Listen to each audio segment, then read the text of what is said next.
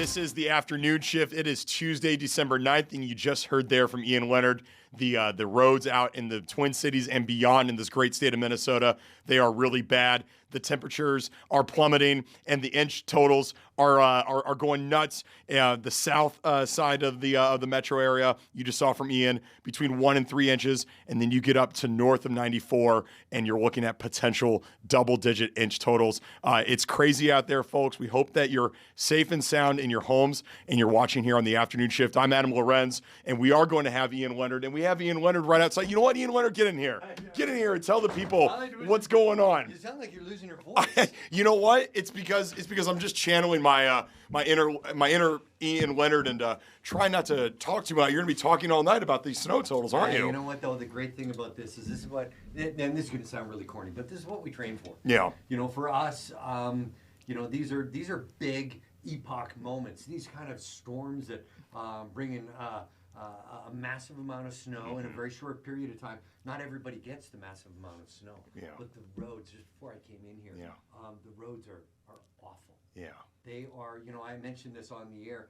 You've got chemicals down, and chemicals do a really good job at around 25 to 30 degrees and then some. When you say chemical, what do you mean by chemicals down? Oh, okay, got it. Gotcha. So down road salt. Yeah. But then the snow is falling so fast, Yeah. it doesn't all melt. It turns into this deep slurry mixture. So it's not ice, right? The roads aren't icy. The roads are very greasy. Yeah. Think about a slurry. If you've ever mixed cement in a wheelbarrow. That's right. That's me. I'm a bit of a do-gooder that way. It's impossible to get traction. Yeah. And because of that, we're seeing brand new accidents regionally across the metro almost every minute. Yeah. You see the traffic map; it's just pinging and pinging and pinging. If you don't have to travel, I wouldn't even go out tonight. I mapped it out. I live in Minneapolis. It's typically a 20-minute ride home. It says 48 minutes right now, so yeah. it's bad out there. And we haven't even hit max traffic yet. Right. Once you start hitting max traffic, it hasn't had so. And I heard you mentioning this. This is all going to be an incredibly diverse snowfall gradient. Yeah. And I know I sound like I'm geeking out. Yeah. Because I kind of am. When we get these big snowfall gradients, from say Carver County, Southwest Metro, right, almost close to where we are in Eden Prairie, Minnesota, and then go all the way up to Sherburne County, north of the Metro, up to Mille Lacs, and over to Anoka County.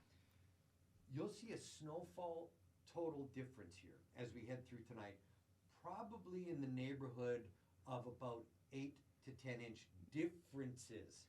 From the lesser amounts in the Southwest Metro to the much greater amounts in the North Metro. Yeah. They're going to get punished, especially areas north of the Metro toward Brainerd Lakes, Mille Lacs.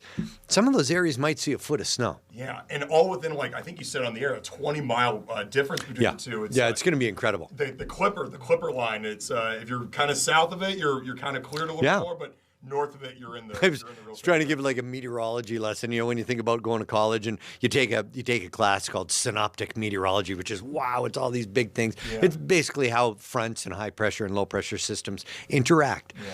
But whenever we forecast a clipper, and I'm going to geek out with you. I'm going to just talk to the camera. When I forecast a clipper, there's a lot of different forecast methods.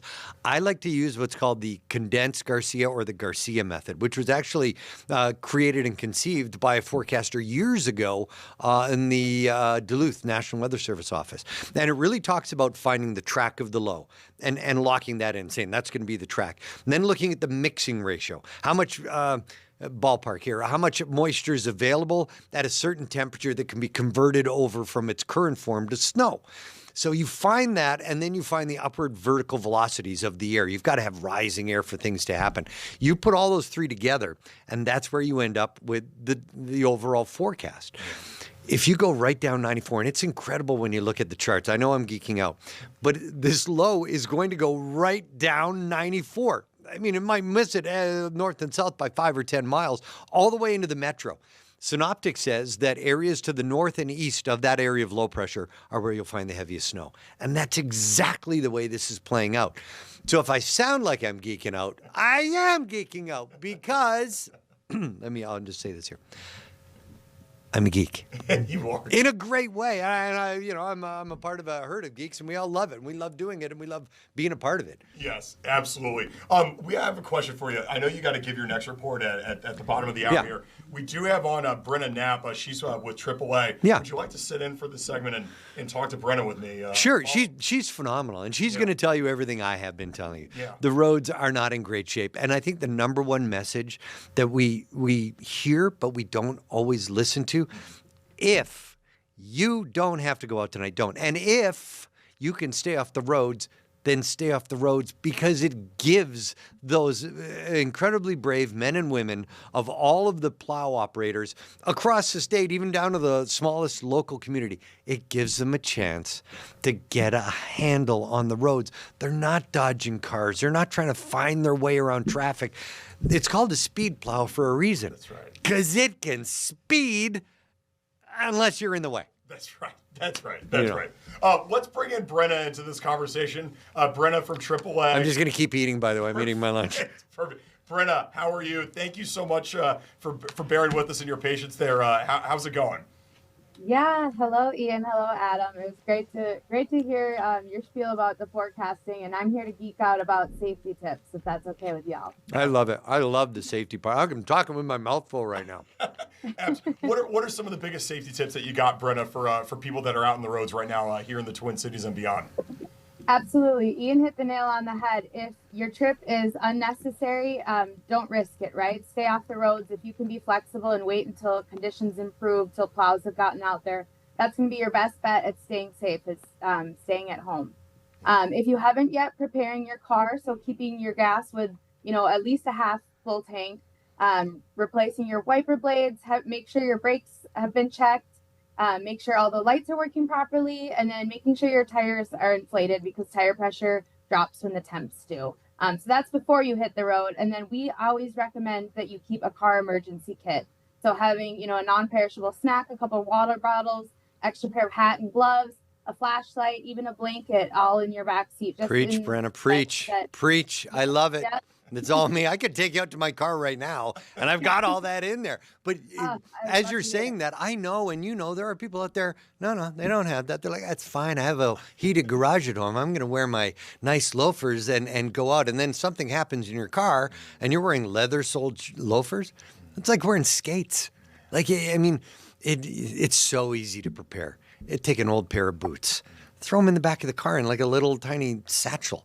They don't roll around in your trunk. They're there, a blanket, and people are like, I don't need that. I've got this really expensive 4x4. I mean, how many times have you heard that, Brenna? It's like, I've got four-wheel drive. I'll be fine. No. You actually keep this in your car. I can show you right now in the back of my car. I'll lift the tailgate, and everything is in there. I've also got a AAA emergency road kit. Yeah. I've got everything I could possibly need. And my wife's always like, you're always so prepared. Would you just stop being safety dad? I'm like, safety dad's a good dad. That's right.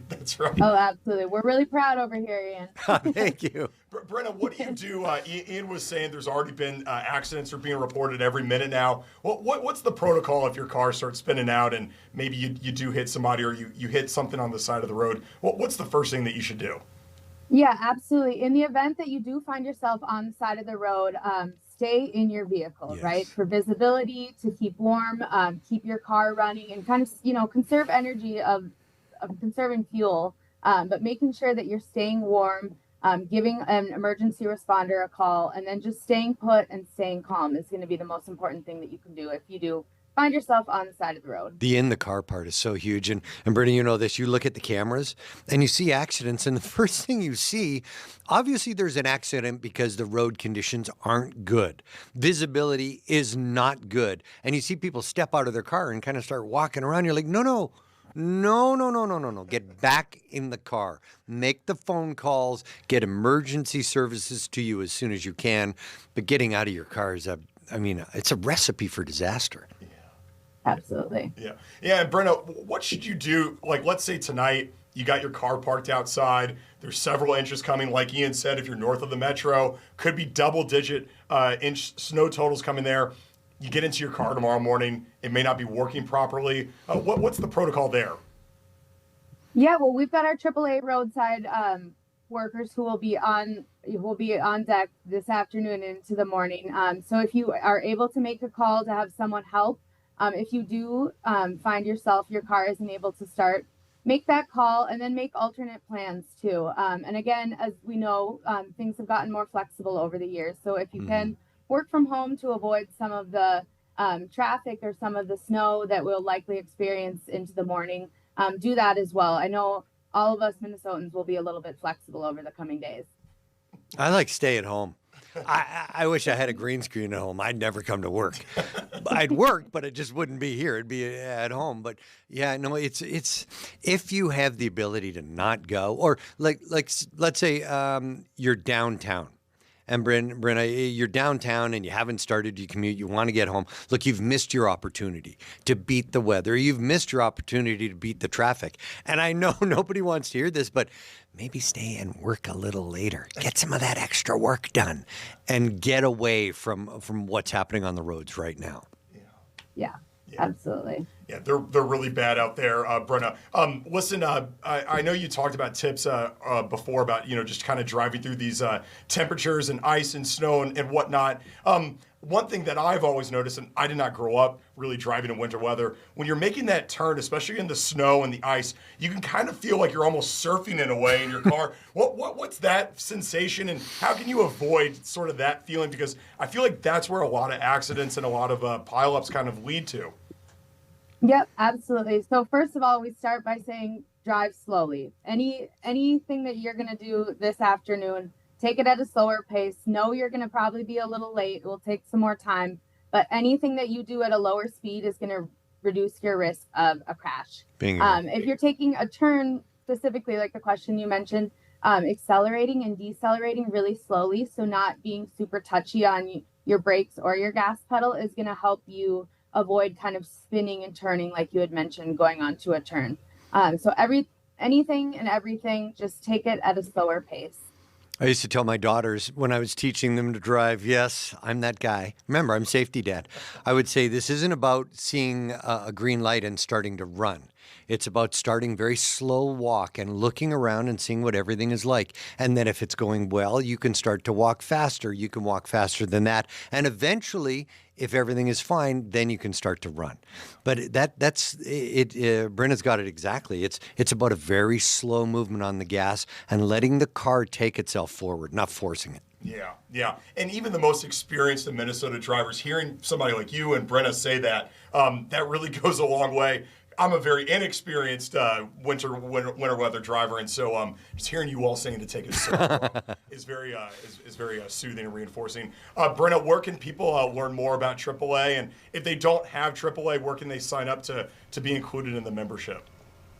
Yeah, AAA.com. They're going to ask for your zip code and location, and then you can go from there. And that's a great reminder, Adam. Remember, it is some people's first time driving in the snow, whether you're a new driver or new to the area. So let's all give each other some grace, give each other some extra room on the road, and we'll all get home safely, hopefully. I just have one question. Look out, now you're in trouble. I just have one question. So I'm pretty short, okay? I am 5 feet tall, and I sometimes, I have to admit, don't clear off my car completely. What are the dangers of not clearing off your car completely when there's snow and ice on it? Absolutely. I know we've all been there, right? It can just be easy to say, I'll just brush it off when I get to my Not me. step. I brush it all off every time, Brenna. I just wanted to interject and say that. Safety dad always brushes it all off. Sorry, continue. Hey, no, that's the point I was going to make. Always brush your car off. Even a couple inches of visibility can, remove a blind spot, especially when you're already, there's already bad conditions in terms of visibility with the snow coming down. So brush off that car if you can. Just assume that you're going to need 15 or so extra minutes just to get yourself in the car, get everything cleaned up, and before you hit the road. I think somebody needs a longer snow brush. And by the way, you can buy the short ones, but you can buy the ones that extend. I saw them I don't want to give anybody an endorsement, but I was at a place that rhymes with Schmostco the other day. And they have these ones that extend, I swear, they extend like 6 feet. Well, that's what I need. That's what I need as a 5 foot. Because I'm up there. whatever. I have snow all over the front of me because I'm up against the car trying to reach on top of it. So I think you're spot on, Ian. Maybe I'll stop by that, that store. You can send me the details. Maybe after. Santa could bring it for you. And by Santa, I mean Adam. Hey. We're gonna do a little a white elephant gift exchange. Nice. There you go. Maybe this is yours, Grace. That would be that'd be awesome. And Brenna Knapp from AAA, we do really appreciate your time. Thank you so much for being a part of this conversation today. Yeah, likewise. Nice chatting with you both. Thank you. I hate to cut it short. I didn't even get to eat. I've got my lunch here. I was gonna say. I'm back on our streaming platform with you all here in 4 minutes. I'll talk a lot about how the snow is and where it's going, and maybe I'll eat. But I don't know. I don't know what the rest of the afternoon holds. We're talking to White Christmas from Chanhassen Dinner Theatre. I'm dreaming. That's right. Of a white. It's my favorite. It's my favorite movie of all time, and I've yet to go to it at Chanhassen. Bing Crosby and the one from the 50s, right? Yeah. Really? Is that the way you react? Bing Crosby and the one from the 50s? That's what White Christmas is, isn't it? Yes. Yes. Yeah. Oh, it's Danny Kaye. It's gorgeous. It's amazing. We'll follow the old man wherever he wants to go. Forget it. I won't sing anymore. I'll leave you with this. I'm heading back to the Fox 9 studios. Thanks for letting me crash. Please, everybody, just take your time. Yeah. And as I've said for years, I say tap her cool. Yeah. That means tap her cool on the brake, tap her cool on the gas. Just be cool and you'll get where you got to go. Thanks, Ian. Yeah, man, absolutely. Thanks for having me. We'll see you in a few minutes here. Yeah. Yes. We're going to go to break and we'll be back right after this.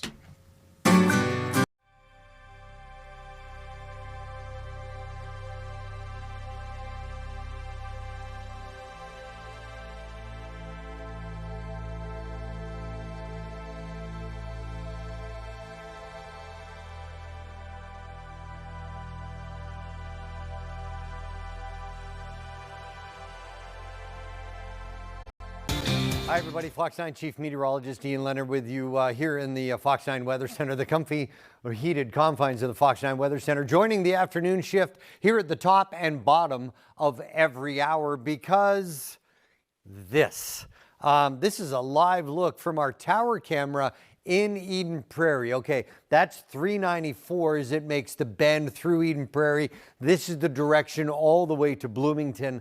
And I think just a cursory glance and you get an idea. Yeah, things are moving very slowly. Most roads are snow covered. Just checked out the Fox 9 Traffic Center, the traffic map. And you always hate to be over exclamatory or say, oh, but it is a veritable disastrous commute today. Very slow.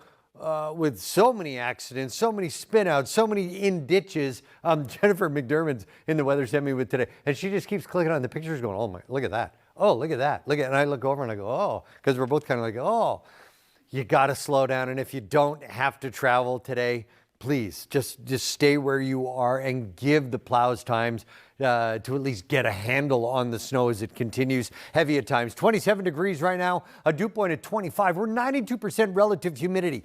The air is saturated with moisture, and this clipper system's wringing out the moisture, and we will see some very impressive snowfall totals. That moisture, see the white lines, streamlines, gives you an idea of the surface flow right out of the Gulf. Uninterrupted moisture supply. Cold air supply coming down the back of the clipper, right out of northern Canada, where daytime high temperatures were about 10 degrees below Fahrenheit. The center of the clipper, see the spin right there? There it is. Now, the direction of the clipper, the track of this area of low pressure is everything in forecasting. Last night I said it looks like it wants to almost track all the way toward the Twin Cities along I-94. And that is exactly as it's unfolding. There's just the front, that little bulge of the low. So the low is co-located about here. As it continues to work along I-94, the heaviest snow bands will be to the north and east of the low. That's what a class we took second year meteorology, synoptic meteorology. To the south, this is the moisture supply, but it is also slightly warmer air. You'll see this bounce between snow in white and gray and the pink color, a wintry mix. So it's having a tough time either cooling the column of air to support all snow or warming it to support all rain. That's going to eat into snowfall totals in the Southwest Metro, areas southwest along the Minnesota River Valley, although not right now, and south along I-35. That's the last 6 hours. And those bright white splotches, those are some very big snowflakes working in bands. And last night on the air, I mentioned these bands. That's where we'll see the burst. But so the rotation is here. There's the center of the low. So the rotation is here, moving all of that moisture into the much colder air to the north. That's where we'll find the biggest totals, the grandest numbers as we work through the next 4, 5, and 6 hours. But for now, the entire metro is in snow. You head here, there's McLeod County and there's Sibley County. There's the rain-snow mix, turning into a wintry mix, more rain than anything. But for now, it is some big-time snow. Mentioned the track of that area of low pressure, the Clipper track. There it is, kind of driving, although not perfectly, the direction of I-94.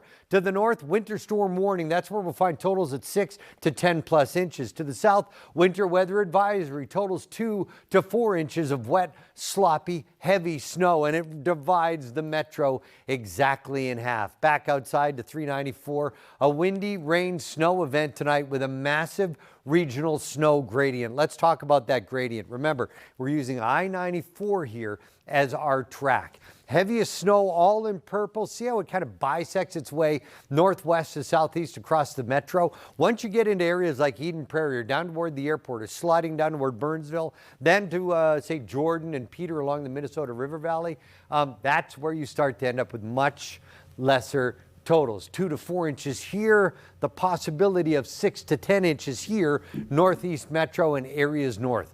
Gives you an idea that we've got a long way to go. The roads are going to continue to be a mess. Your Tuesday afternoon commute, not good at all.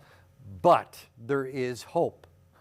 Although not this week. We'll talk about more snow Thursday, more snow Friday, and then the deep freeze as we head into the upcoming weekend. The hope comes with what looks to be a warm-up on the long-range charts before Christmas. I know, I'm just trying to give you a little hope on a brutal winter Tuesday. And with that, I'm going to send you back to Adam on the afternoon shift. It was a pleasure joining you earlier, my friend. I want you to take care of your voice. For everybody else, including Adam, we'll be back here at the top of this 4 o'clock hour to talk, you guessed it, snow.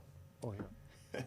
Thanks so much, Ian. We appreciate you, and we'll see you at 4 o'clock. I'm very pleased to be joined here. We're in the winter weather spirit here on this Tuesday. Why not talk about White Christmas at the Chanhassen Dinner Theaters? I'm here with Andrea Mislin, Tony Vierling, two of the stars of the show at Chanhassen Dinner Theaters. Thank you so much for joining me and talking about White Christmas. I appreciate it. Thank you for having us. We love it. Absolutely. You know, Ian mentioned when he was here in the segment before you all got on that it's his favorite movie of all time, the Bing Crosby 1950 special. Yeah. Personally, I wasn't familiar with the movie. I think all of us know the song. The song has been popularized, but I don't think a lot of us know that the song comes from this play and this show and the film. Can you talk about just sort of the significance of being a part of a show like this, a show that is timeless? It's going to be played for the next 100 years, and you all are a part of it right here in Minnesota at Chanhassen Dinner Theaters. I think it's so special because I grew up watching the movie, and yeah, just there's so many iconic songs. And for me as a dancer to be playing this role that I saw on my television in the basement watching with my mom, on doing these epic sweeping dance numbers on this big sound stage, I feel like we're living that now, and it's kind of like a dream come true in terms of that, like starting from a little girl watching this. And I just think this movie and show brings up so many memories for people. There's a big sense of nostalgia. We see a lot of tears. A lot of tears every in the night. audience. A lot of tears. Yeah. It's so happy sweet. Tears. Yeah. Very sentimental. Yeah, and I had the real honor and pleasure of going to one of the performances. It was a couple months ago. It was right when it first kicked off in October. And one of the most touching parts of the show, in my opinion, was when the entire audience began singing the song. I just got chills because it's wonderful. What does that feel like to be on the stage and have everybody in the audience singing a song of that's the name of the show that you're a part of and has become part of the Great American Songbook in a way. Yeah. It's a pretty communal experience, and especially at the end, we're dressed in those beautiful red costumes, and the snow is falling, and the house lights come up just slightly so we can see everybody's faces, and especially right now, people are dressed in their Christmas finery, their sweaters and their sparkles, and it's this weird, iconic, communal experience, and it's really lovely. And this is the picture that you're There talking we about. are. In the red costumes that singing White Christmas. And yeah, this was the part that really gave me chills to Andrea, sitting in the audience and having everybody sing that. I know that this is the final run of the show at Chanhassen Dinner Theaters. For those of you that don't know what a final run is, that means it ain't happening anymore after this year. She's not coming back. I just learned what that term meant from Paul-Millgate, our executive producer. So why do people, if you maybe haven't seen White Christmas before at Chan, or if you've seen it before but you really want to go see it again, why do you absolutely have to go see it this time around? I think there's something for everyone in this show. Absolutely. There's some comedies, big, epic, colorful dance numbers. That's very exciting, even if you've never seen the show before, even if you don't know any of the songs. Again, there's some little sentimental moments that really tug at your heartstrings, and just an opportunity to enjoy this whole evening, this whole experience with family or friends, and just seeing some joy. Really. Yeah, up and on the stage. adaptation, they took all kind of the good parts of the movie, your iconic moments. So if you're waiting for that one moment where the girls come out with the fans, they do it. We do it. If you're waiting for the moment, that he sings White Christmas to the little, or the song to the little girl on the bench, he sings it. Count Your Blessings. It's just such a beautiful, so you just, all your favorite moments, they come right at you, live, real people in front of you. Yeah, and one of the best parts about this final run is that it doesn't just end Christmas Day. This is running through the month of January, I think even going into February. We Yeah. will February keep 7th. the Christmas spirit going into the new year. Yes. I love that. Yes. I love that. Plenty of opportunities to go see it. Another one of my favorite parts of the show, there's a dance scene between the two of you all. It's a very ornate, intricate, and you can see the chemistry right there. Yeah. It's very ornate, intricate dance scene. Paul, our producer, was telling me that this is something that's very well rehearsed. How do you all do? Can you talk more about this exact scene and how you all kind of get on the same page for it? And There we are. There you see a picture of it. Yeah. Well, we started working on this number we started in July of last year, and we didn't start rehearsal until September of last year. So we worked on it from July through, and then we started rehearsing it. So we wanted it to be special. We wanted us to have the chemistry. We had never danced together like that, and we had to develop that sense. You called it a relationship at one point. Relationship, a language Yeah. with each other. Yeah. So that nothing bad can happen to either one of us ever while we're doing it. And we actually, every single performance, practice one section of the dance. Every show, even on a 2-show day, we do it twice. Yeah, just to get the feel for each other, because we wake up different every day, and 'cause it's all these our grip grips changes and the way that our hands kind of rotate through each other. And what's interesting, I find, it's a live show, right? So there can be things that feel different every day, but we are so consistent, and I think part of that is getting together every day before the show. Yeah. But even if something does happen, again, maybe like a weight shift is a little bit different, we've developed such a partnership that we can sense that, and it's And so adjust it magical, and adjust it immediately. in the moment without Yeah. speaking. We just give a little look in the eye, Yep, or like yep. Tony will just it's really amazing, and that takes time to develop that kind of a partnership. But I feel like it clicked with us from the get-go. Yeah. Which was really special. Because we did a video to audition together, and I found the video recently, and I sent it to her and said, "Look at us, we're so good," and we would just dance together for 5 minutes. Yeah. So it's great. It's incredible. There's 8 performances of White Christmas every single week. Yeah. And you all just said that you rehearse it before each one of the shows. So you're Yes. doing this dance 16 times per week. That's incredible. Some rough math there. That would be that'd be 64 times you're doing the dance every month. It's a lot. That's a lot. It's a lot. But we love it. And what we always say every night is one at a time. Yeah. We do One one. at a We're just time. this is the one we're doing right now. Yeah. That's right. I have some individual questions for you all. Tony, I want to start with you.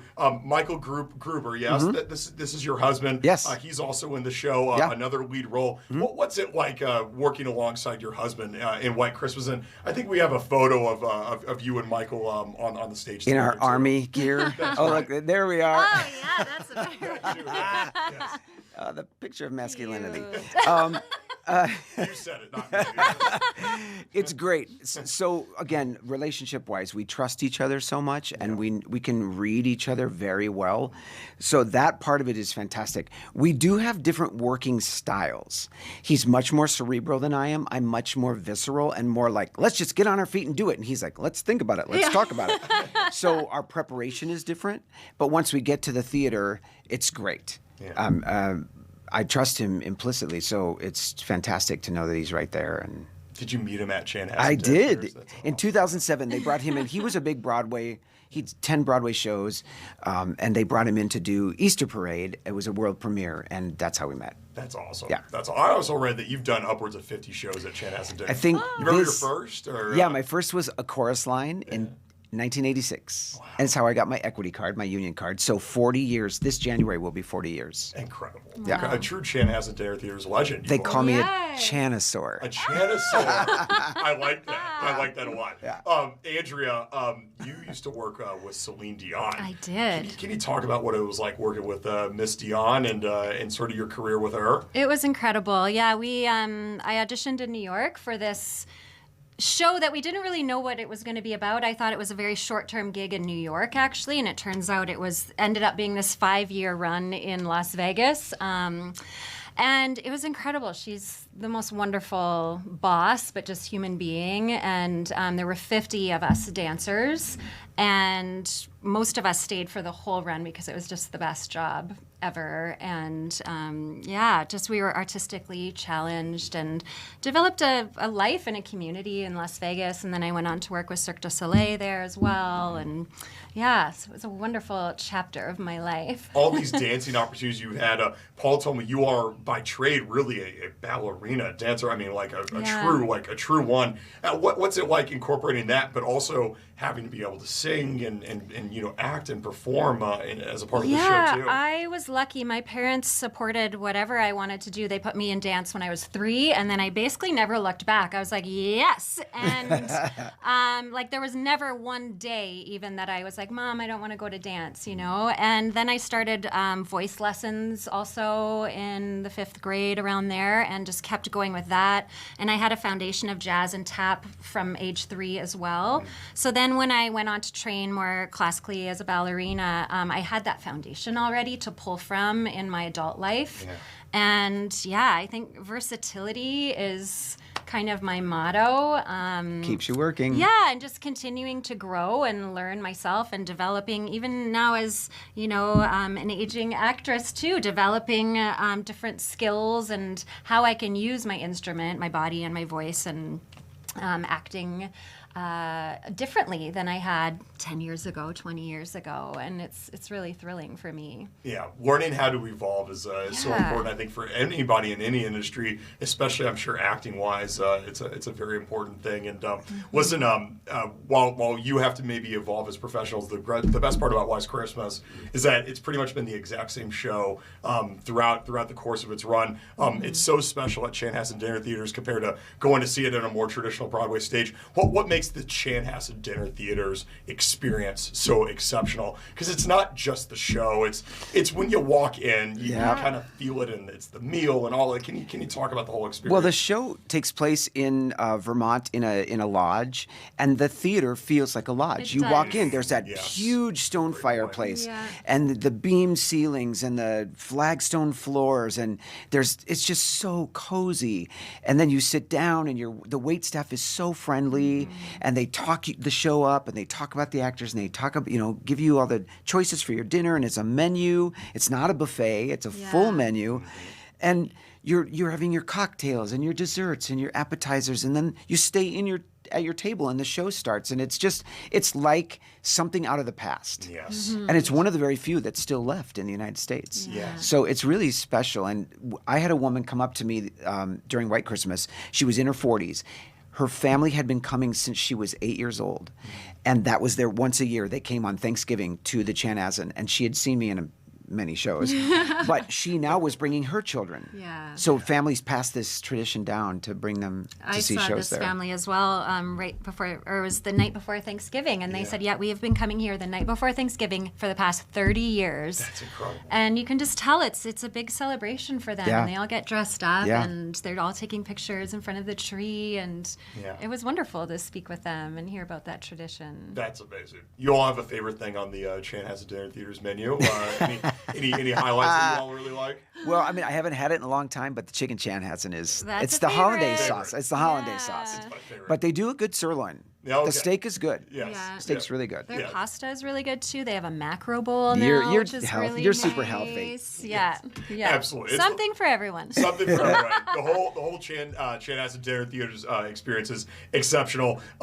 Where can people go buy tickets? And again, how long is the show running for? It doesn't just end Christmas Day. I mean, No. the holiday spirit is extending into 2026. And there are tickets available for January and early Yes. February. That's We go right. to February 7th. That's right.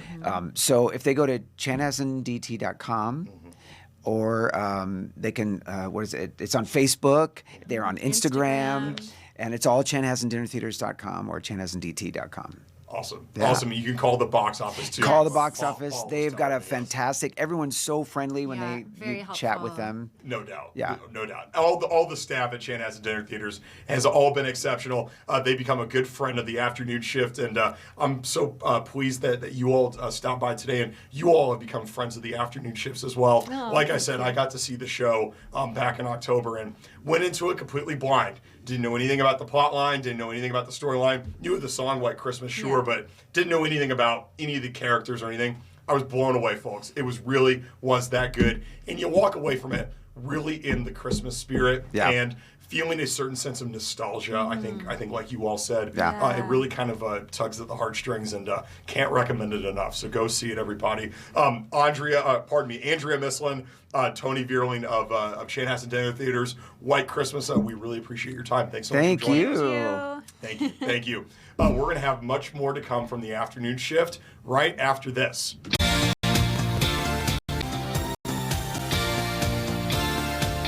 Welcome back here to the afternoon shift. Ladies and gentlemen, I really hope that you are inside, warm and safe right now. The weather outside is horrible. It's frightful as the song goes. There are several inches of snow that are coming into the Twin Cities metropolitan area and beyond. My friend Ian Leonard, Fox 9 chief meteorologist, you heard him say at the top of the hour at 3 o'clock that if you're south of I-94, you're going to be getting between 1 and 3 inches. If you're really north of 94, and frankly north of the Twin Cities, you're looking at potentials of up to double digits of snow right now. I know my commute going back into the city is almost double. So please, if you don't have to drive, stay at home, stay locked right in here on Fox 9 and Fox Local. Stay with the afternoon shift. We're going to have all the latest on the winter weather as it comes up here. And you're going to see Ian Leonard again at 4 o'clock. So that's in about 5 minutes and 30 seconds. And you'll see him again at 4:30 with the latest of all the conditions that are going on outside. It really is a true winter storm that we're experiencing today on Tuesday, December 9th. We didn't get into headlines right out of the top of the show because of the breaking news with the winter weather. So let's get into some of them. I just said the date, December 9th. Well, today, folks, 60 years ago to the date, A Charlie Brown Christmas premiered on television. Now it's become one of the most iconic holiday movies of all time. Of course, the creator of Charlie Brown, Charles Schulz, is a Minnesota native, a Minneapolis native at that. Tomorrow, as a little tease ahead to the afternoon shift tomorrow, we're going to be chatting with Benjamin Clark, who's the curator of the Charles Schulz Museum in Santa Rosa, California. That's just a little north of San Francisco in the Bay Area, about the film and its 60th anniversary in Charles Schulz's Twin Cities roots. Grace, you have a favorite scene from A Charlie Brown Christmas? And Grace, we cannot hear you. I said the scene at the piano is iconic. I think course. that's Schroeder. definitely it. And I used to play piano, so I learned to play a few songs from A Charlie Brown Christmas, and so that's definitely one that is special to me. But what about you? Do you have a special scene? I think when is it Lucy? It's Lucy, right? That's the character's name. Yeah, Linus and Lucy. She's sitting at the stand offering psychiatric help. Yeah. I like that. I also like it when Linus actually proclaims the Christmas gospel message, and all the characters kind of come in and they all start singing that song. And obviously the opening montage of the film with the skating and the music that plays under there, and Christmas time is here. It's iconic, and it's timeless. It's something that'll go down in. I feel like my kids will be watching it. I watched it. My parents watch it. My grandma watched it. It's timeless. And, even in my best friend, I have to shout out my best friend, Jenna. She loves Charlie Brown. Like, every year we would watch the Thanksgiving one. We'd watch the pumpkin one. We watch Christmas. And so I haven't watched any this year because I haven't been with her. But, after chatting about it today, I'm like, I definitely will need to go home and watch it. And so that I'm ready for the season. It really just gets you in the mood. No doubt. And growing up for me too, a Charlie Brown Christmas was something that my family, we always liked watching as well. And it's something to get you in the mood for Christmas time. What an iconic classic film that is. All right, let's move on here. The 2026 Minnesota Yacht Club lineup was released a short while ago, and there are some big names. I know we got a graphic of that poster of all the people that are going to be performing at the Yacht Club. There it is. And you see those names, the Lumineers, the Black Keys, Matchbox 20, the Strokes, among other names. That's going to be happening from July 17th through 19th at Harriet Island Regional Park in St. Paul, Minnesota. Truly a highlight of the summer. Every single summer here in Minnesota, people absolutely love the Minnesota Yacht Club, and that lineup was just released today. So if any of those names catch your eyes, the Strokes, the Lumineers, Matchbox 20, you might want to go look into buying tickets for that. Grace, you're a fan of some of these artists. Oh, I am such a fan. I am so excited. I've been texting my boyfriend Ian all day, and I'm on the pre-sale. I'm going to be ready to buy some tickets because Lumineers and Mountjoy, I love both of those bands. I've seen both of them in concert. I have to say they're phenomenal live. Even if you don't really like their music, it's just, it's kind of a vibe. They're very much into like crowd interactions, so they'll encourage some singing. But it's just great. They're great musicians. Their pianist he's barefoot. There's a really amazing woman who's in the Lumineers. She plays the violin. And then, I mean, I don't know. I'm really liking this lineup. I know Paul was a little bit like, oh, this lineup is kind of boring, and because in the past it had been Alanis Morissette and Green Day, which all great names. But for me, I'm really excited about this lineup this year. I like the song, I Belong With You, You Belong With Me by the Lumineers. So Yeah. that would be a cool one to see. It's a great one. Paul called it Hi Ho today and asked if that was like from the Seven Dwarfs, because it's Ho Hey is the song you were singing. But Oh. he was like, oh, you mean Hi Ho? No. I think that's reserved for Snow White and Disney there, Paul. But the Lumineers, they're coming to the Minnesota Yacht Club this summer. Like I said, by the way, we're standing by for Ian Leonard. He should be coming up any minute now. He's supposed to be here around 4:00. So when he gets at that green board, we will bring you Ian live with all the latest of all the winter weather that's happening outside. But let's get into a final headline before we get to Ian. Nominations for the 2026 Golden Globes are out, and Paul Thomas Anderson's One Battle After Another dominated with 9 nominations, including Best Motion Picture in a Comedy or Musical. In the TV category, HBO's The White Lotus led with 6 nominations. And this year, the Golden Globes also unveiled a new podcasting category where Call Her Daddy, Good Hang with Amy Poehler, and Armchair Expert with Dax Shepard were among the nominees. Where was the afternoon shift? Why didn't we get a nomination for the Golden Globes, Grace? Where did we not submit a reel to the Golden Globes committee? I don't know. I really don't know. What's up with that? We obviously didn't lobby hard enough.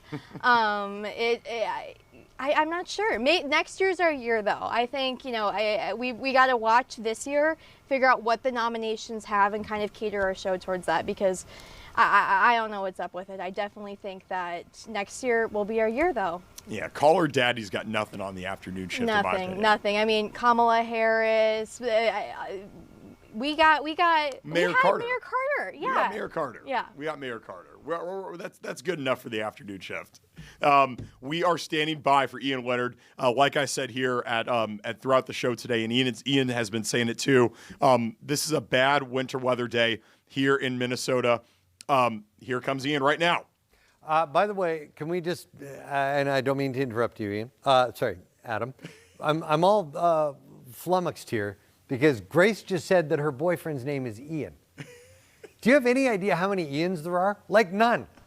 Yeah, And I know. I go to the regular weekly meeting of weirdos named Ian, and he's never there. Yeah, I mean, sometimes in the room sometimes I'll be talking about my boyfriend Ian. I'm like, I have to preface. I mean, my boyfriend Ian. I'm not talking about Ian Leonard. Then sometimes I'm talking about you, and I'm not talking about my boyfriend. So, you know, Ian's a great name. I love the name You Ian. can just refer to me as Television's Ian Leonard. Okay, sounds good. I'll keep that in mind. Well, I tell that to everybody, and they're like, well, that's full of ego.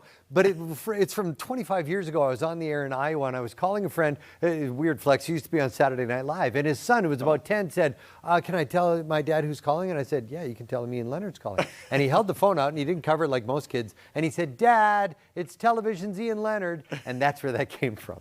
So now I just walk around and say hi. Okay, I will make sure to call you that, and we'll super you that way as well, so there's no confusion. Television's Ian Leonard, perfect. By the way, say hello to your boyfriend Grace, and tell him I'll see him at the next meeting of the Weird Ians Association. So, sure. you know, Adam, you were talking about this when we were talking at the top of 3 and 3:30, and you know we talked with Brina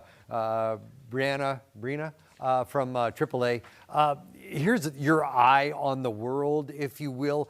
And as you look, this is, to give you an idea, a little perspective, this is the 394, and this is as it curves down from areas like, comes down from the north. So it's peeling here and turning to the east in Eden Prairie. That's the direction going to Bloomington. This is the direction coming through Eden Prairie. You get the idea. Traffic is very slow. Accidents and pileups everywhere. Spinouts off the roadways on some of the major roads. The reports are voluminous. It is that kind of an evening. There have been times when you've been looking outside that it's been hard to see 394. Now it has let up significantly, but this type of system will do exactly that. It will be wave after wave with much bigger flakes, much bigger totals, but also a higher and heavier compaction rate because it's 27 degrees with a dew point at 25. In other words, there's an awful lot of moisture in the air. So those bigger flakes, they're heavy, and they'll actually compact down on themselves and affect totals if you don't get out there and measure at least every hour. A wind starting to pick up out of the southeast, but that's not the weather maker. There's the spin, the circulation, if you will, around this deep clipper. The cold air coming out of northern Canada on the backside of the clipper, temperatures being sourced here are 10 below Fahrenheit. So that's the cold air, and the moisture here right out of the Gulf uninterrupted. The clipper will continue to squeeze that moisture out and try to feed in that cold air at the mid-level of the system. If there is an inhibiting factor, it's that the cold air goes into the system and collapses to the ground. Cold air is more dense. It's heavier than warm air. So once it gets into the system, it likes to pound down here at the backside. That means look how dry it is here. There's not a lot of moisture on that side of the system. Whenever we look at a clipper, we try and follow the track. Last night I said the track is really going to mirror I-94, and that's what we're seeing. The low is here, just coming across Fargo. Meteorology, synoptic meteorology says the track of the low and areas to the north are where we will find the sustained heaviest bands of snow. So the snow will continue here for a while. We're actually seeing a deep intense band here, right where the colder air is intercepting the moisture out of the south. That is a decent band between the Minnesota River and I-35 south and southwest of the Twin Cities Metro. This will continue to be a track with a big bullseye of heavy snow about here, and it actually goes completely right through the metro, dividing it in half. The roads are a mess, like I talked about. But there are different colors here. Where you see that pink starting to feed into parts of western Sibley County, all along the Minnesota River Valley, that's a rain-snow mix. So there's a little phase line right here, all snow and a transition to a wintry mix. The wintry mix I'm expecting here to work across Glencoe, Carver, Scott counties, even across the Minnesota River Valley, and edge into parts of the southwest metro in the next 2 hours. That warmer air will overcome the colder air, and we'll start to see some rain and a rain-snow mix, limiting some totals and really bashing down anything that we had as a previous snowpack and anything that has fallen so far. There's the Clipper track that I outlined yesterday. The winter storm warning is where we expect the heaviest bursts of snow. There it is, including parts of the north and east metro, here straddling I-35. The winter weather advisory to the south is more about travel problems, and travel problems aplenty. We were talking to one of the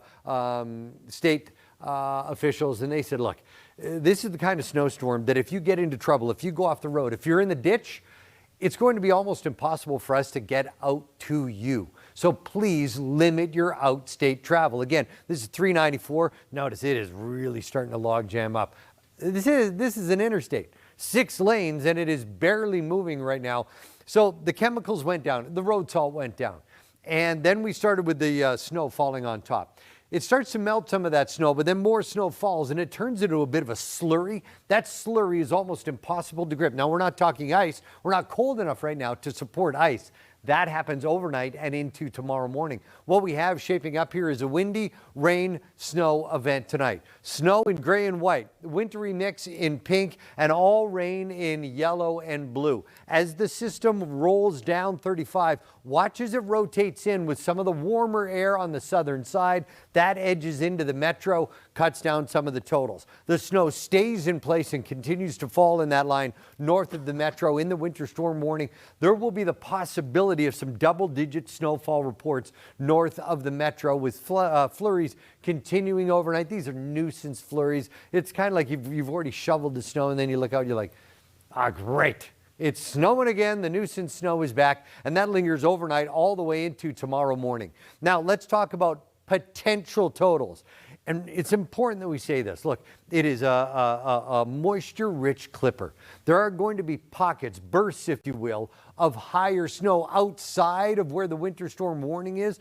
But overall, the potential looks for the greatest snow amounts here along and north of I-94. Once you get north of Mille Lacs, just off to the east of Brainerd Lakes, there are possibly totals here at 10+ inches. Metro specific, this is an incredible snowfall gradient.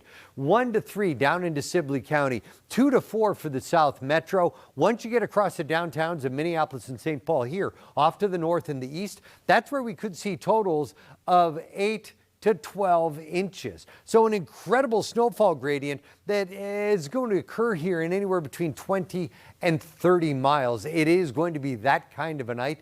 And then we'll talk about more snow possible Thursday night, maybe a couple of inches. More snow possible Friday, maybe a couple of inches. All of this before we tumble into a deep freeze on Friday. My forecast high Saturday, I'll say it quietly so as not to offend, it's 1 degree.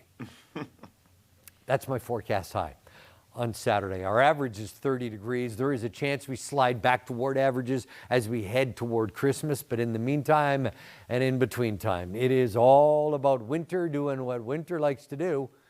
It's wintering, Adam, or as I like to say, December is Decembering. 1 degree is the high temperature on Saturday. Yeah. That is going to be rough, Ian. 1 degree is that's extreme. In my house, we call that a double jacket day. A double jacket day. Yeah, sounds like it.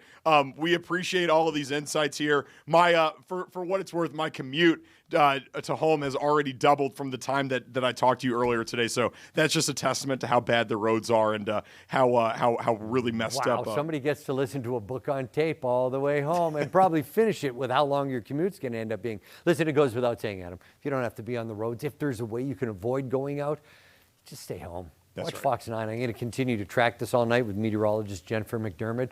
We're like a dynamic duo. It's going to be a good time. We'll be here for you, and I'll have an update for you, too, in 20 minutes. Awesome. Thank you so much, Ian. We appreciate it. You heard it right from Ian, folks. If you don't have to be outside, please stay home and stay locked in right here on Fox 9 fox9.com, the Fox Local app. We're going to take you all the way to 5 o'clock with the Fox 9 5 o'clock news, and then Ian Leonard will have you covered for the rest of the evening, him and Jennifer McDermott and the rest of the Fox 9 team with all the latest with the winter weather and, of course, all the news impacting the Twin Cities and beyond.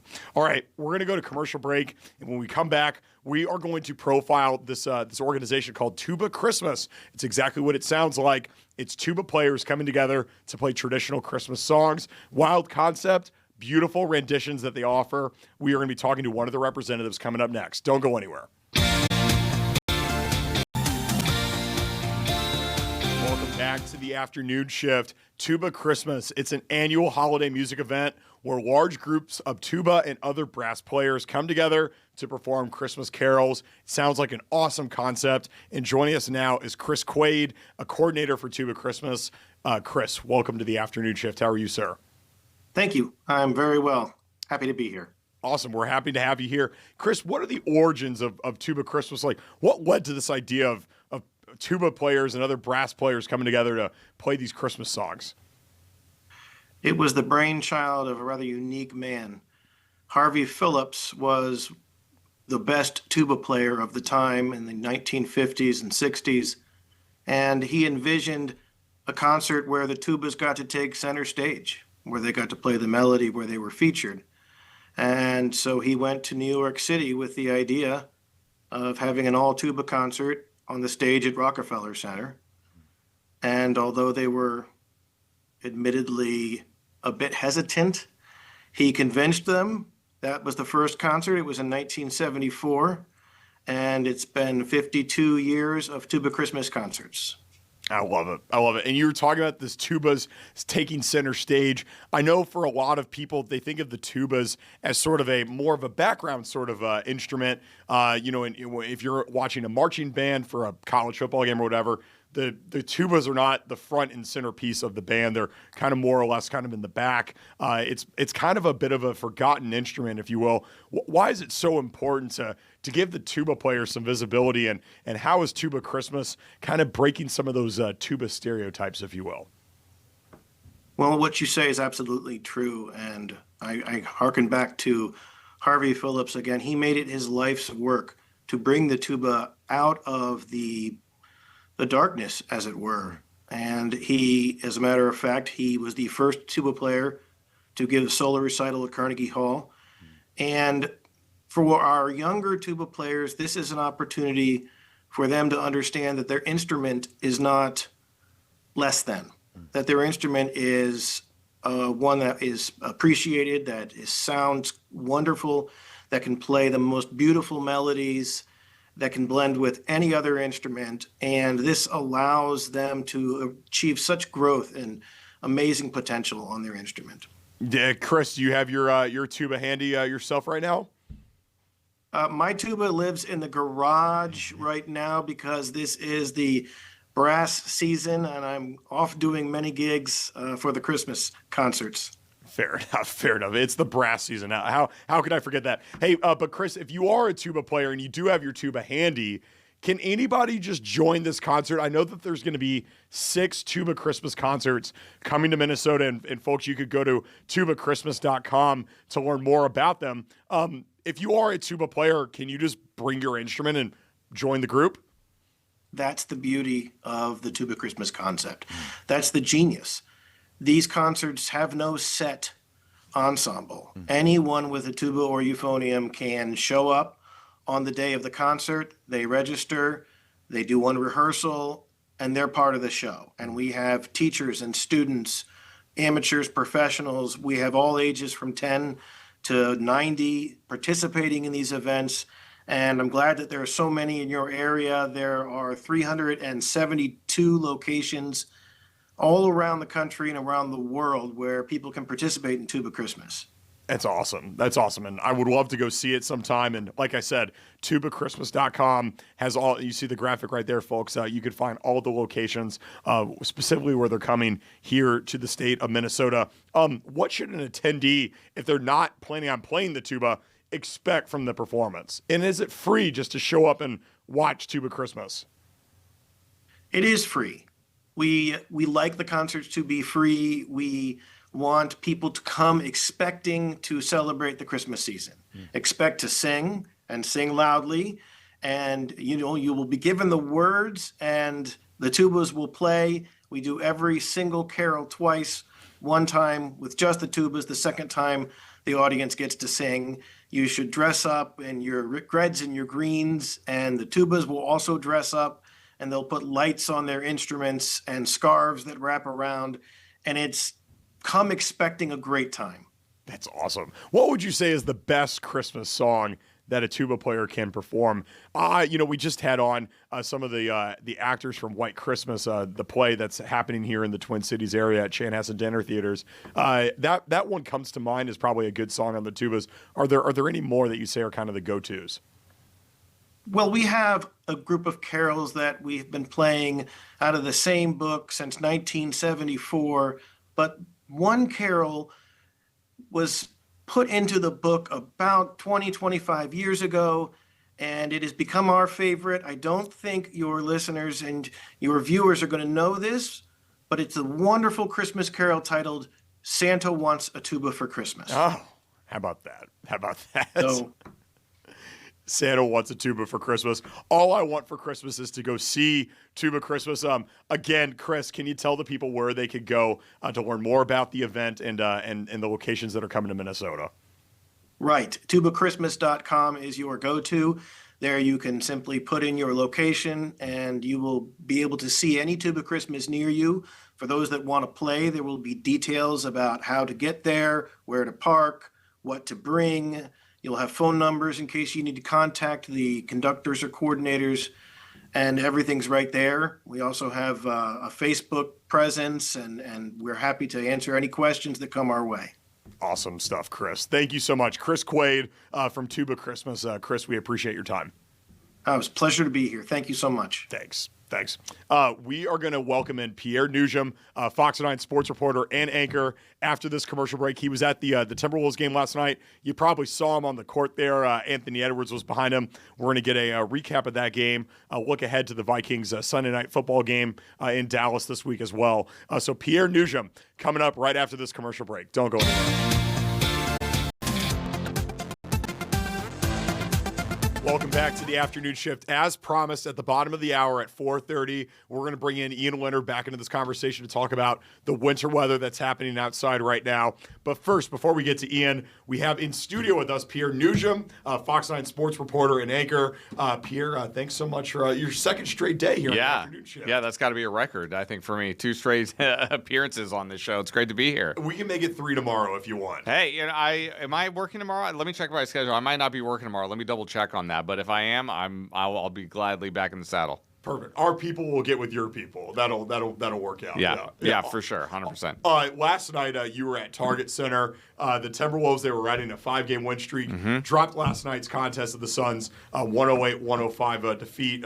Some of your takeaways from being at the game? Yeah, it was obviously a disappointing result, especially when you consider the fact that Devin Booker and Jalen Green weren't playing for Phoenix, and that certainly was an opportunity for Minnesota to extend its winning streak to 6. So I think on paper you thought to yourself that this is a game that Minnesota should win given the circumstances. They were not able to do that, and all credit to Phoenix, really.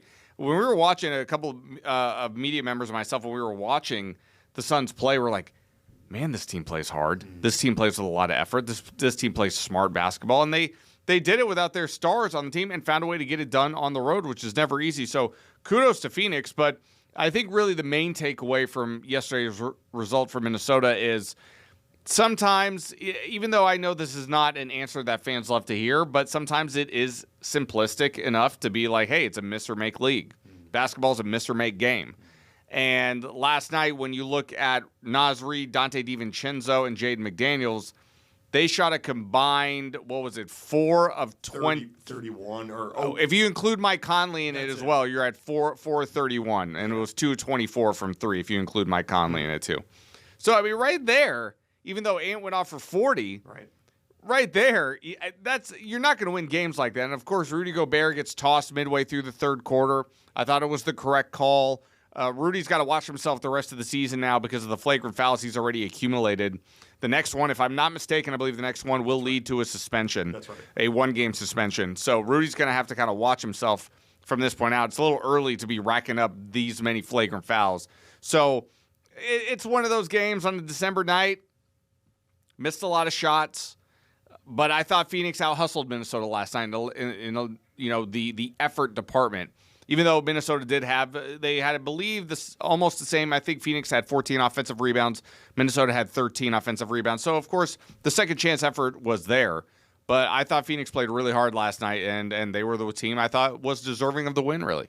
We talked about it yesterday. The Timberwolves have struggled this season against teams with winning records. They're not 0-4 anymore, but the Suns last night, this was another team with a winning record, and they dropped the game. Are you alarmed or concerned at this trend of the Timberwolves? They can beat all the bad teams, and that's great, but against the good teams, they're not really performing that well. To be perfectly honest with you, I haven't thought about it that much because, it's still so early in the season that I don't know if we've reached a point where I'm looking at it at that specifically as a barometer. But when you point it out, when I think about it, you're 24 games in. I wouldn't say I'm concerned about it, but it is something that I think is worth paying attention to, no doubt about it. I think you've played enough games at this point where you know what you are. I think everybody, I shouldn't say everybody, but for me, for as long as I've been watching the NBA, 25 games is about the right time where you kind of can look yourself in the mirror and say to yourself, this is who we are. Unless, barring injury, and if you've missed your stars for a number of weeks, certainly that it's going to skew your record. But 25 games is a fair assessment of where you are at this point and who you're going to be moving forward. So with that being said, is Minnesota just kind of a middling team in the West? I don't feel like that's going to be the case. I still think this team is going to win in the vicinity of in between 46 and 49 games and be a top 6 seed. So that's not something I'm terribly concerning myself with right now. Yeah. At least not right now. There you go. And they have another chance to beat I don't want to say the best team in the West, but certainly a good team, the Golden State Warriors on Friday. Yeah. The Wolves, right now, they're in the middle of an 8-game stretch where 7 of the 8 games are at home. This Friday game, they're just doing a little day trip over to San Francisco, kind of your neck of the woods, Northern California. Not too far away, yeah. Yeah, is this kind of a weird sort of NBA scheduling quirk? I know it had to do with the NBA Cup and whatnot. Yeah, because they also added that game against Sacramento on Sunday, which they'll be back home for. So, yeah, that's That's your spot. I will not be going to that game because my duties are here for the Vikings postgame tonight on that night. It's going to be a busy night that night, too, with Sunday Night Football. So, but unfortunately, no, I will not be there for this game against Sacramento. But, yeah, I think that's just, like you said, it's kind of the result of the NBA Cup and how you have to add games back in if you're a team that didn't qualify and you figure out that schedule. So, yeah, it's a little bit of a quirk, but they've got 4 days off in between going from here to San Francisco. So that's a nice little layover for them, no doubt about it. You don't get that kind of time typically. Yeah. So I think that's, even though you have to come back from the West Coast in less than 48 hours to turn around and play again, it's the give and take of the NBA schedule. Yeah, you bring up a Sunday schedule. The Timberwolves, they're going to host the Sacramento Kings that night. You brought up the Vikings. They're going to be at the Dallas Cowboys on Sunday Night Football, big national primetime stage. The second Sunday Night Football appearance for the Vikings, of course, they lost at home to the Falcons in week 2 on SNF. We had on Jim Rich yesterday to talk about the Vikings. I know you and I didn't get into the Vikings yesterday. Yeah. What were your takeaways from the win over the Commanders? Well, first and foremost, I think the thing you have to pay attention to is you finally had a game where Minnesota not only started its regular offensive line, but finished the game with its regular offensive line. They started the guys that they had envisioned at the beginning of the season to be the starters.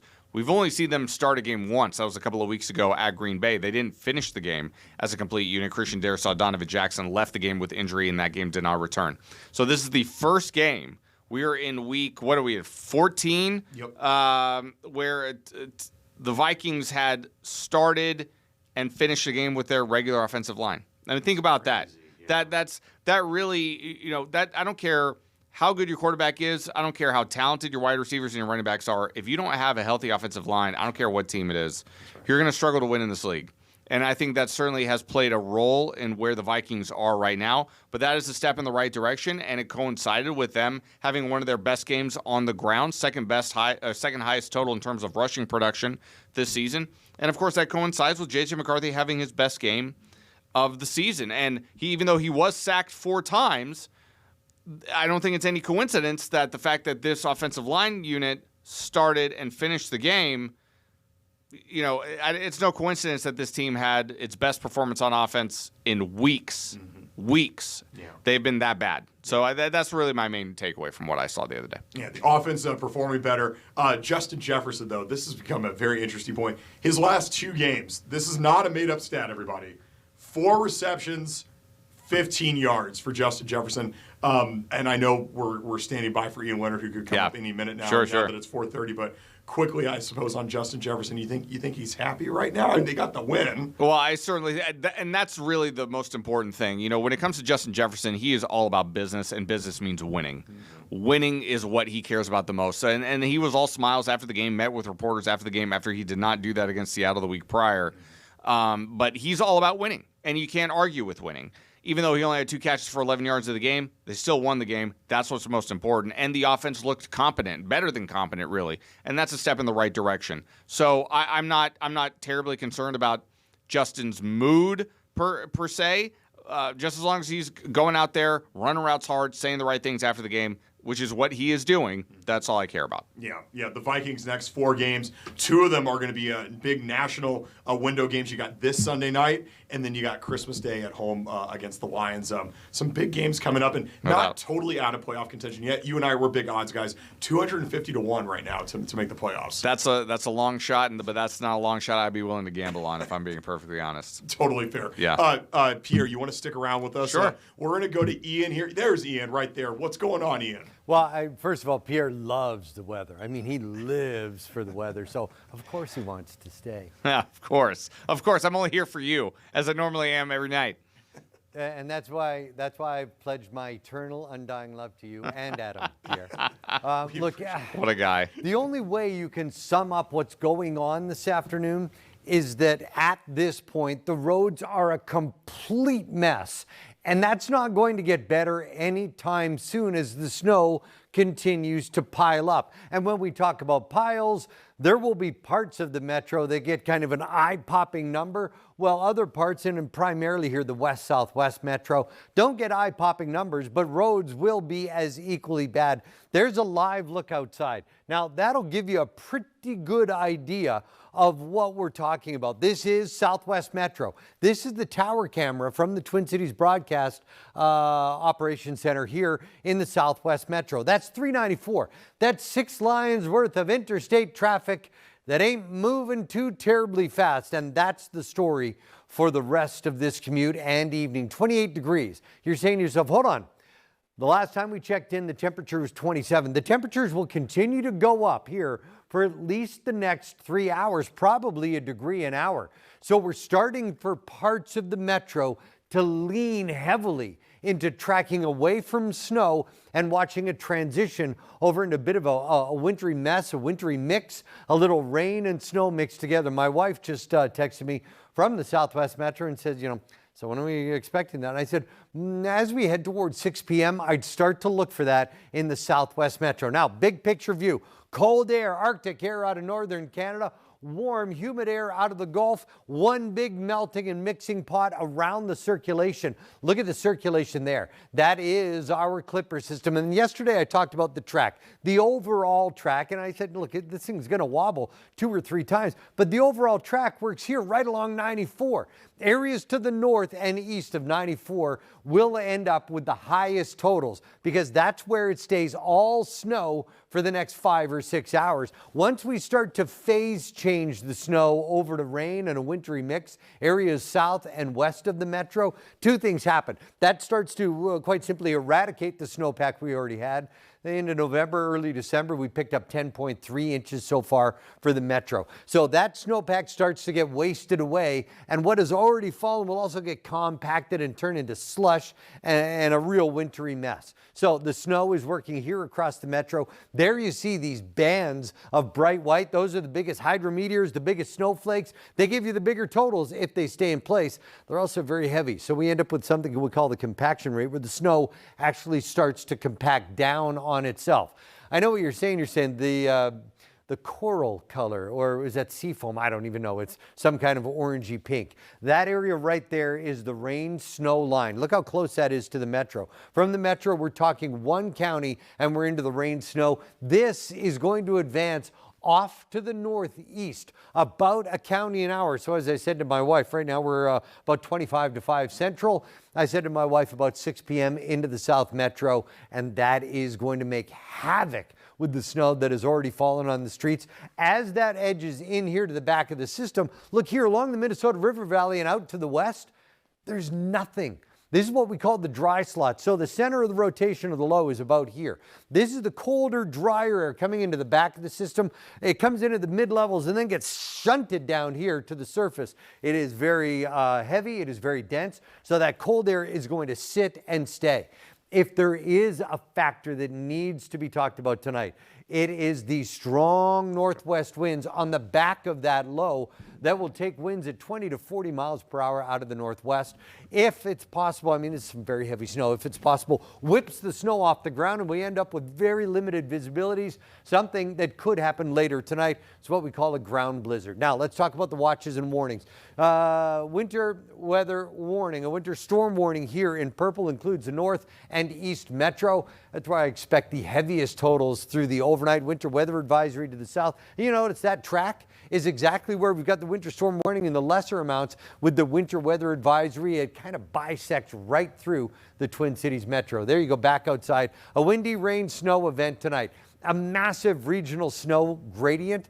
The gradient is everything here. So as we work through this afternoon, through this evening and into tomorrow, there's 94. There's a little edging on either side of 94. That's a pocket of up to a foot here. Brainerd Lakes, Mille Lacs stretching down into the North Metro. Give you a little tighter look here. So the deeper purple colors, that's 9+ inches north of the Metro. The lighter pink colors are 2 to 4 for the South Metro.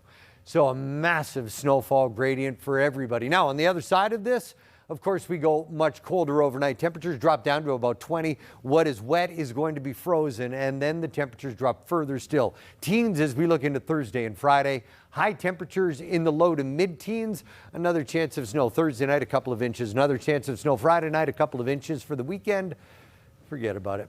My forecast high, and I said this earlier, Adam, and I'll do this for Pierre. I'm going to say it quietly because I don't want anybody to fall off their chair.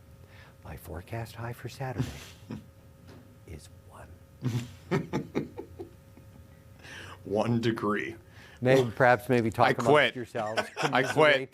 I quit. Counsel each other. We're gonna need it. And Pierre, look, I know you're a bit of a fair weather California guy. Well, so is Adam. Yeah. Oh, and this is great. I was gonna say you two are in the same room, and now you're probably like a little bit scared, and that's okay. You know, can you believe it's been 8 years since I've been here, and people have asked me, "Have you gotten used to it yet?" And I said, "I'll never get used to it, ever. You never get used to it." Pierre, I grew up in Canada. Yes. I'm aware. You don't get used to it. I'm aware. It. You embrace it. You make it your own, and we're all proud of you for doing exactly what you've done. Adam, you've got some work to do, but we'll figure it all out. Ian, you know what the high temperature right now is in Los Angeles? It's about 78 degrees right now and sunny. Yeah, my daughter goes to school at the University of Tampa, and she's coming home on Friday. I haven't told her the forecast yet because I want her to come home. By the way, meteorologist Jennifer McDermott just said,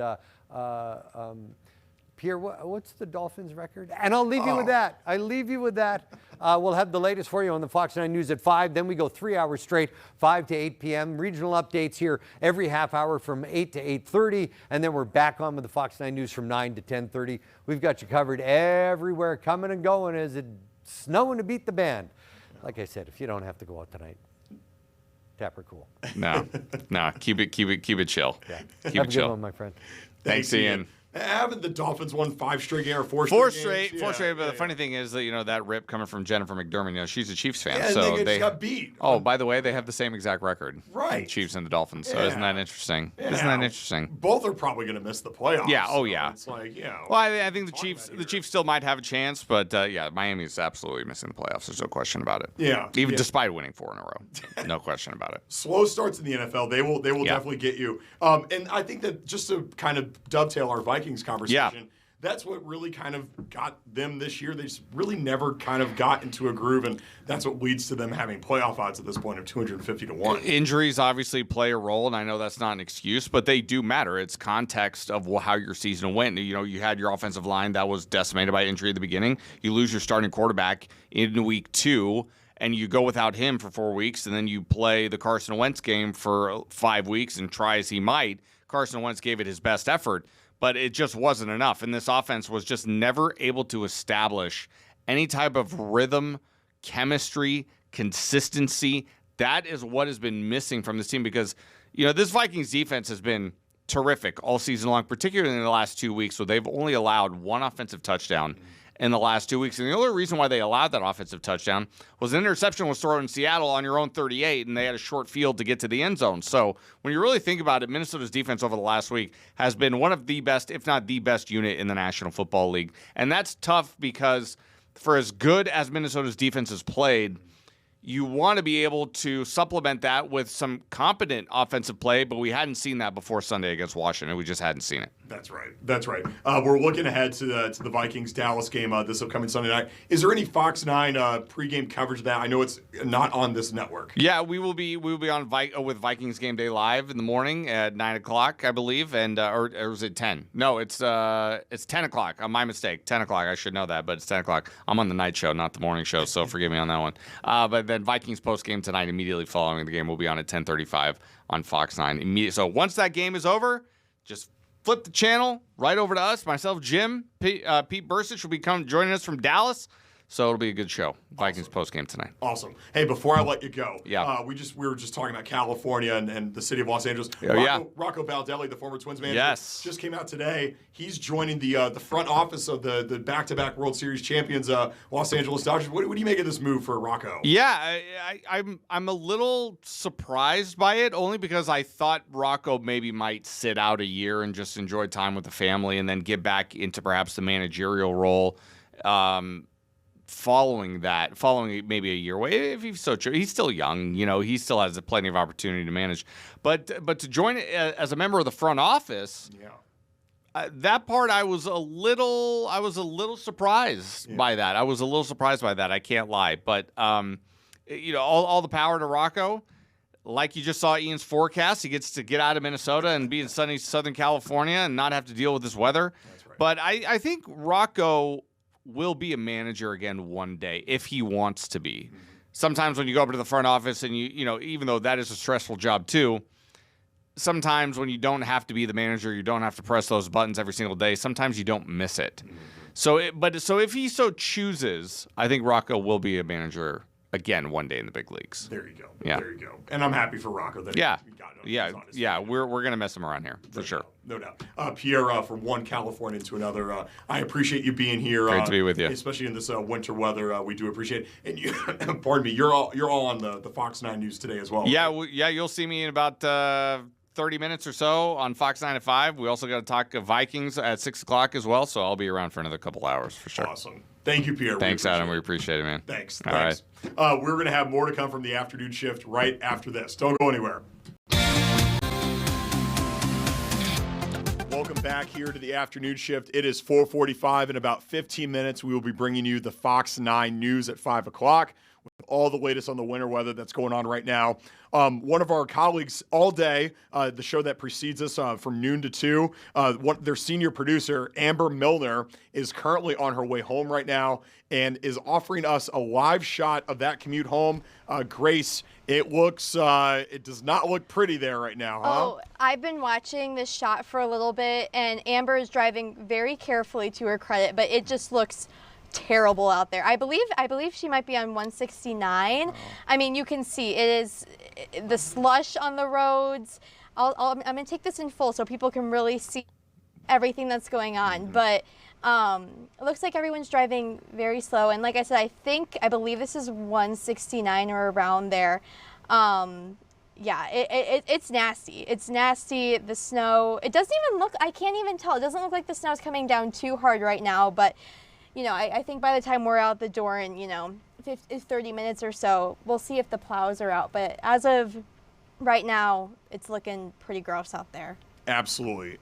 And looks like everybody's driving slow and carefully out there, which is exactly what we like to see. And if you are at home right now and you're thinking about going out tonight, and like Ian Leonard said, don't do it. Tonight's not the night to get cute. Just stay at home, stay safe. Let the men and women that are out there plowing our roads and trying to keep us all safe here in the Twin Cities and beyond, let them do their jobs. Let them go plow the roads and make sure that we all have fine commutes tomorrow morning. Again, this is the live shot of All Day. Senior producer Amber Milner. Of course, All Day with Amy Hawker precedes our show from noon to 2.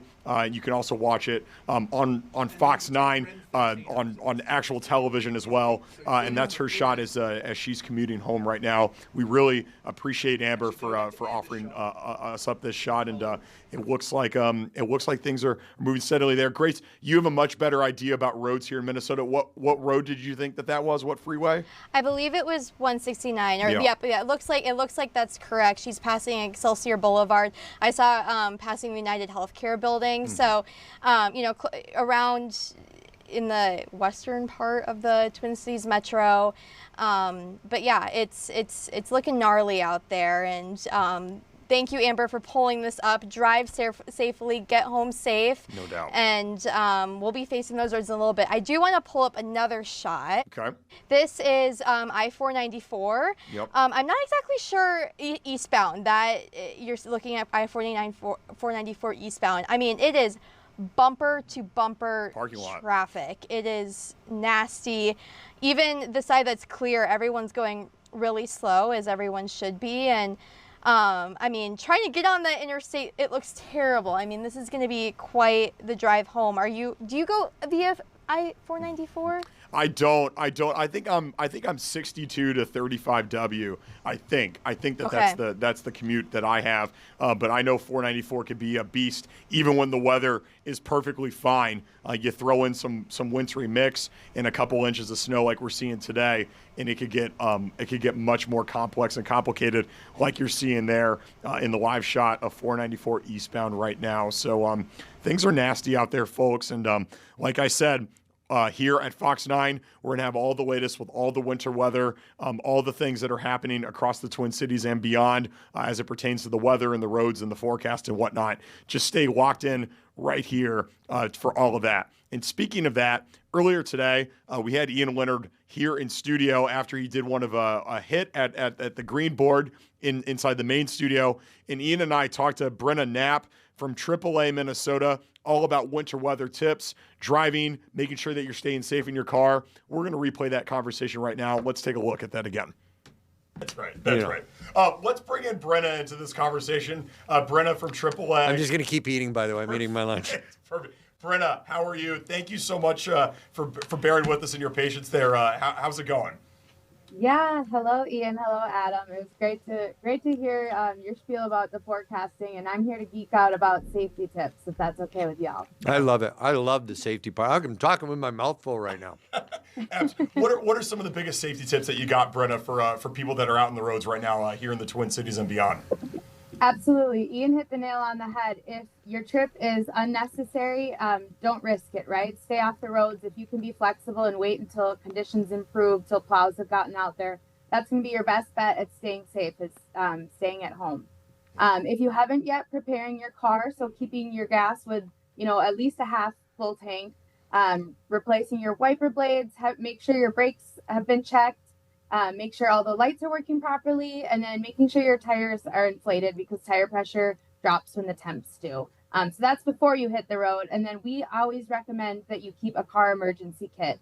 So having, a non-perishable snack, a couple of water bottles, extra pair of hat and gloves, a flashlight, even a blanket, all in your back seat. Preach, Brenna, preach. Preach. I love it. Yep. It's all me. I could take you out to my car right now, and I've got all that in there. But as you're saying that, I know, and there are people out there, no, they don't have that. They're like, that's fine. I have a heated garage at home. I'm going to wear my nice loafers and go out. And then something happens in your car, and you're wearing leather-soled loafers. It's like wearing skates. It's so easy to prepare. Take an old pair of boots. Throw them in the back of the car in like a little tiny satchel. They don't roll around in your trunk. They're there, a blanket, and people are like, I don't need that. I've got this really expensive 4x4. I mean, how many times have you heard that, Brenna? It's like, I've got four-wheel drive. I'll be fine. No. You actually keep this in your car. I can show you right now in the back of my car. I'll lift the tailgate, and everything is in there. I've also got a AAA emergency road kit. Yeah. I've got everything I could possibly need. And my wife's always like, oh, you're always so prepared. Would you just stop being safety dad? I'm like, safety dad's a good dad. That's right. That's right. Oh, absolutely. We're really proud over here, Ian. Thank you. Brenna, what do you do? Ian was saying there's already been accidents are being reported every minute now. What's the protocol if your car starts spinning out and maybe you do hit somebody or you hit something on the side of the road? What's the first thing that you should do? Yeah, absolutely. In the event that you do find yourself on the side of the road, stay in your vehicle, right? For visibility, to keep warm, keep your car running, and kind of, conserve energy of conserving fuel, but making sure that you're staying warm, giving an emergency responder a call, and then just staying put and staying calm is going to be the most important thing that you can do if you do find yourself on the side of the road. The in the car part is so huge. And Brittany, you know this, you look at the cameras and you see accidents, and the first thing you see, obviously there's an accident because the road conditions aren't good. Visibility is not good. And you see people step out of their car and kind of start walking around. You're like, no. Get back in the car. Make the phone calls. Get emergency services to you as soon as you can. But getting out of your car is it's a recipe for disaster.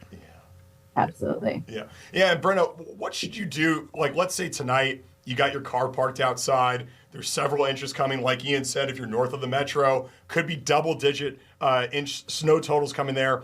You get into your car tomorrow morning. It may not be working properly. What's the protocol there? Yeah, well, we've got our AAA roadside workers who will be on deck this afternoon into the morning. So if you are able to make a call to have someone help, if you do find yourself, your car isn't able to start, make that call and then make alternate plans too. And again, as we know, things have gotten more flexible over the years. So if you can work from home to avoid some of the traffic or some of the snow that we'll likely experience into the morning, do that as well. I know all of us Minnesotans will be a little bit flexible over the coming days. I like stay at home. I wish I had a green screen at home. I'd never come to work. I'd work, but it just wouldn't be here. It'd be at home. But yeah, no, it's if you have the ability to not go, or like let's say you're downtown. And Brenna, you're downtown and you haven't started your commute. You want to get home. Look, you've missed your opportunity to beat the weather. You've missed your opportunity to beat the traffic. And I know nobody wants to hear this, but maybe stay and work a little later. Get some of that extra work done and get away from what's happening on the roads right now. Yeah. Absolutely. Yeah, they're really bad out there, Brenna. Listen, I know you talked about tips before about, just kind of driving through these temperatures and ice and snow and whatnot. One thing that I've always noticed, and I did not grow up really driving in winter weather, when you're making that turn, especially in the snow and the ice, you can kind of feel like you're almost surfing in a way in your car. What's that sensation, and how can you avoid sort of that feeling? Because I feel like that's where a lot of accidents and a lot of pileups kind of lead to. Yep, absolutely. So first of all, we start by saying drive slowly. Anything that you're going to do this afternoon, take it at a slower pace. Know you're going to probably be a little late. It will take some more time. But anything that you do at a lower speed is going to reduce your risk of a crash. If you're taking a turn, specifically like the question you mentioned, accelerating and decelerating really slowly, so not being super touchy on your brakes or your gas pedal, is going to help you avoid kind of spinning and turning like you had mentioned going onto a turn. So anything and everything, just take it at a slower pace. That was our conversation that aired earlier in today's episode of the Afternoon Chip with Brenna Knapp. She's from AAA Minnesota, all about tips and tricks for when you're driving in winter weather. And as Ian Leonard has said time and time again during today's show, the real thing is, don't drive in the winter weather if you can avoid it at all costs. Just stay home, folks. It's not worth it to go out there. Speaking about what the conditions are like out on the roads right now, let's go back to the live shot from the senior producer of All Day Live, Amber Milner. All Day is the show that precedes us on Fox 9 and the Fox Local app. Grace, you have a better understanding of Twin Cities roadways. Where do you think Amber is right now? I saw she just passed Excelsior Boulevard, and Excelsior Boulevard, for those who don't know, is not very far from our station. It probably would take, 10 minutes on a normal day, but I think her commute has probably taken her double the amount of time to get to Excelsior Boulevard. So, I mean, it's been this the entire time, just really slow conditions. I can see the snow coming down. It's super, super slushy. But yeah, I mean, the roads are pretty horrific, and we'll take a look at I-94 eastbound. Okay. And it looks like that's a little bit of a pile up there, Grace, with a semi truck, huh? Yeah, I'm not exactly sure what's going on here, but as you can see, I'm sure there's many accidents. So please, everybody, drive safe. Do what Brenna said. Drive very slowly and carefully. Do not be slamming on your brakes. We want everyone to drive safely today. But yeah, as you can see from, I'll pull up Amber's shot one more time. Pretty tough out there. So we're going to have a lot of coverage on the 5 o'clock news. It's going to start in about 30 seconds. It looks like we've got some reporters. I can see Rob Olson, who's out in the cold. So I'm sure they'll be giving you some on-the-ground reporting on all of that. No doubt, no doubt. And here at Fox 9 HQ in Eden Prairie, Kelsey Carlson and Simone will be bringing you the anchoring the Fox 9 5 o'clock news to make sure that where everybody's covered, you're going to get plenty of Ian Leonard in there. And you also saw Pierre Noujaim on the show today. He'll be a part of the 5 o'clock news as well. All right, I'm Adam-llorens for the entire afternoon shift team. We'll see you tomorrow. Thanks so much for joining us today.